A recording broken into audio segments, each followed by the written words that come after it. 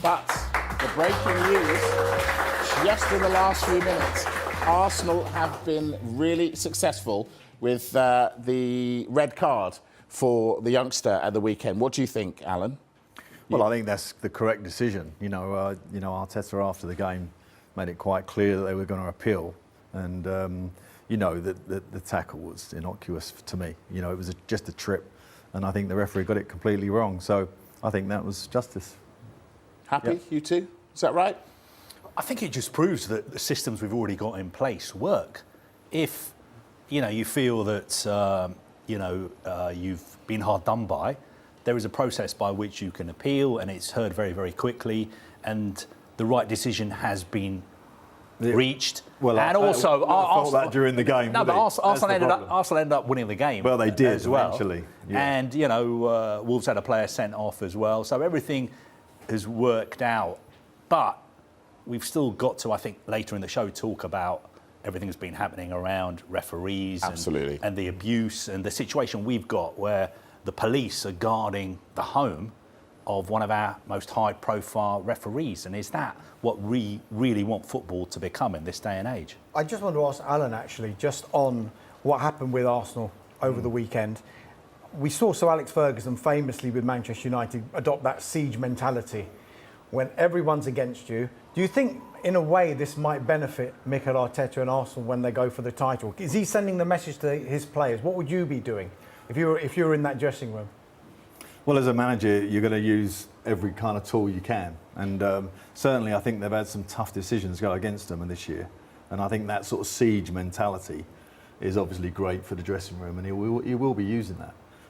To actually get him sent off in a kind of an injustice as well and still win was a massive thing for him.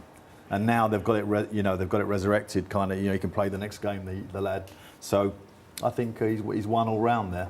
Yeah, I think he'll be happy. So Miles Lewis-Skelly has had his red card rescinded. Great news. 3 shots, and yeah, as we said, all 3 were big chances in terms of expected goals and expecting Havertz to score. Only got one of them on target, an XG of 0.53. So he had a 53% chance of scoring against Wolves, and he didn't. And that 50-50 is so crucial. And obviously, he didn't end up on the score sheet. So in front of goal, not a good day for Kai Havertz on Saturday. Will he ever be an out-and-out number 9? He never was that. So this is a little unfair on him, and perhaps he offers a lot more than just a goal, does he, Sam? Yeah, absolutely, because actually when Arsenal had 10 men, when they were a man light, he did actually step up for them off the ball. 1 more duels than any other Arsenal player.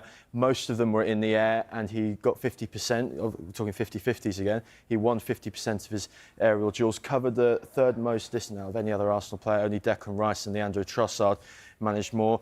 And he had the 3rd best forward pass rate. So he was getting Arsenal up the pitch by winning it and also playing it up the pitch. And it's the story of Havertz's season on the whole, because if you look at his numbers, he ranks 3rd for the total aerial duels competed in the Premier League.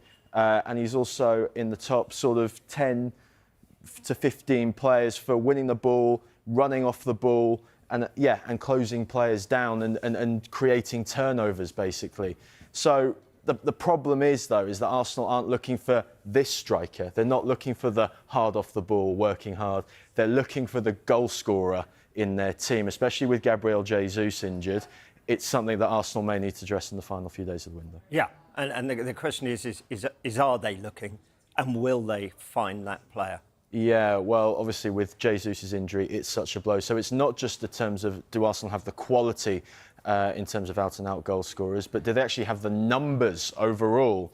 Because Gabriel Jesus is set to miss the rest of this season. The word from Arsenal is that they will only really go for long-term targets. They're not going to get a body in. They're going to look for someone that was already on their striker shortlist, and whether they can bring that forward 6 months. We saw this a few years ago with Martin Ødegaard, who was on Arsenal's long list in the attacking midfielder role. They brought him in on loan initially from Real Madrid and then bought him permanently for £30 million. However, that was 4 years ago. These deals don't happen very, very often. So it's going to be interesting in the final few days. But I think Gail also makes a very, very good point that once Arsenal's Champions League situation is confirmed and when other teams' Champions League situation isn't confirmed, i.e. the teams get eliminated from the Champions League, that could have an impact in the transfer market. So we're in for a very big week. We start with breaking news, and Manchester United are close to finalising a deal to sign Lecce defender Patrick Dorgu. Many aspects of the deal, worth in the region of £30 million, have been agreed in principle. Positive talks continue over structure and makeup of the deal. Dorgu wants to join, and personal terms are not expected to be a problem. United have been looking at a number of left wing-backs in this window. Napoli have also been trying to sign him and had indicated they were willing to leave him at Lecce on loan. But it appears Ruben Amorim's side are in pole position now. Mikel Arteta celebrates successful appeal for Miles Lewis-Skelly's red card. Mikel Arteta has expressed his delight at the news that Arsenal's appeal for Miles Lewis-Skelly's red card was successful. He stated he's thrilled to have Lewis-Skelly back and ready to join the squad ahead of Arsenal's match on Wednesday night. Speaking to the press before the highly anticipated UEFA Champions League clash with Girona, Arteta emphasized the importance of this moment. The Gunners only need a single point to secure their place in the knockout stage, and they could even advance with a loss. However, the Spanish manager is keen to finish strong and secure a top position in the group. The major talking point in recent football discussions has, of course, been Lewis-Skelly's red card.